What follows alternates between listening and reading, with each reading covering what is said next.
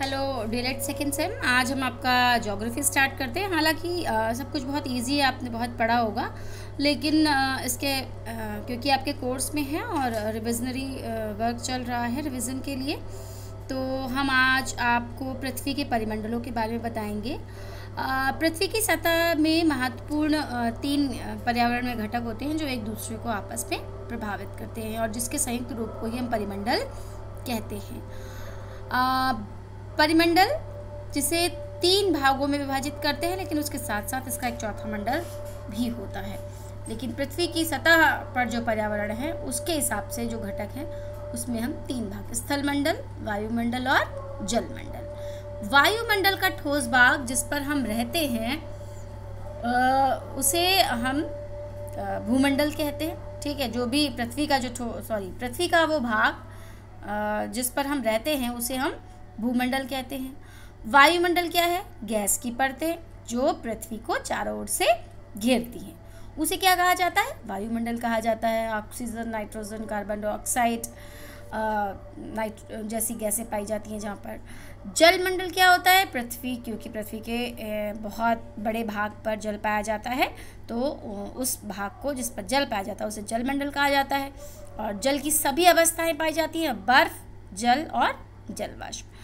पृथ्वी के ये तीनों मंडल पारस्परिक क्रिया करते हैं और एक दूसरे को किसी न किसी रूप में प्रभावित करते हैं।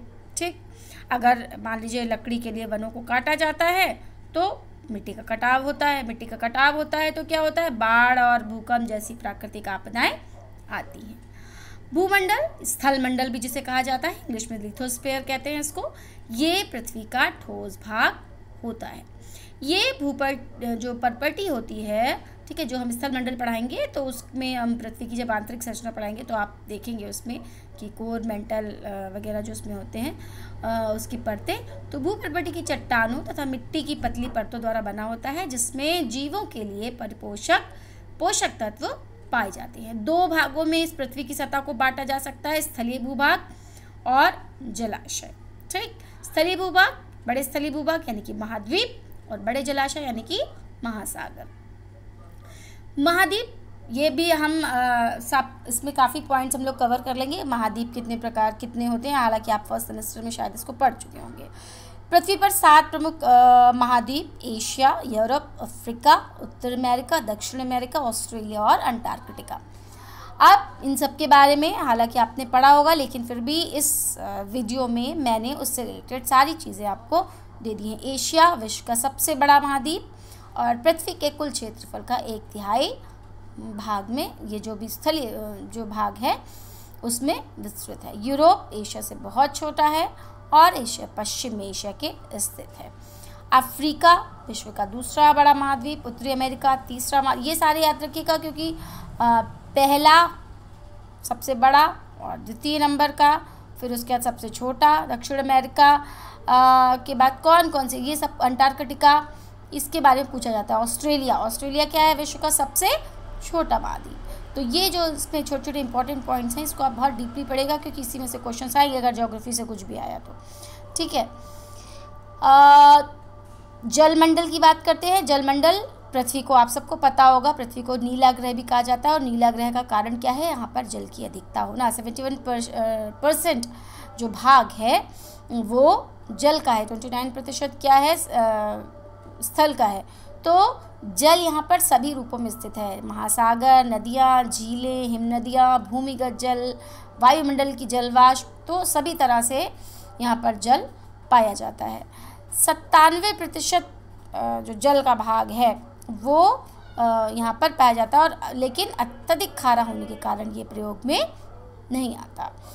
महासागर जलमंडल का मुख्य भाग है, एक दूसरे से हमेशा जुड़े हुए, ये आपस में जुड़े हैं और हमेशा गतिशील रहते हैं। इसमें बहुत सारी ऐसी तरंगें उठती हैं जिनको ज्वार भाटा या महासागरीय धाराएं भी कहा जाता है। ठीक है, महासागर के जो ये मुख्य भाग हैं जो पाए जाते हैं, इसमें बड़े से छोटे के आधार पर हम 5 महासागरों को देखते हैं: प्रशांत, अटलांटिक, हिंद, साउदर्न ओशन और आर्कटिक महासागर। ठीक है, ये क्वेश्चन आप पूछा जाता है मेरियाना गर्त किस महासागर में पाई जाती है, ये आपके एग्जाम में आया हुआ क्वेश्चन है। तो प्रशांत महासागर में जो गहरा भाग है उसे मेरियाना गर्त के नाम से जाना जाता है।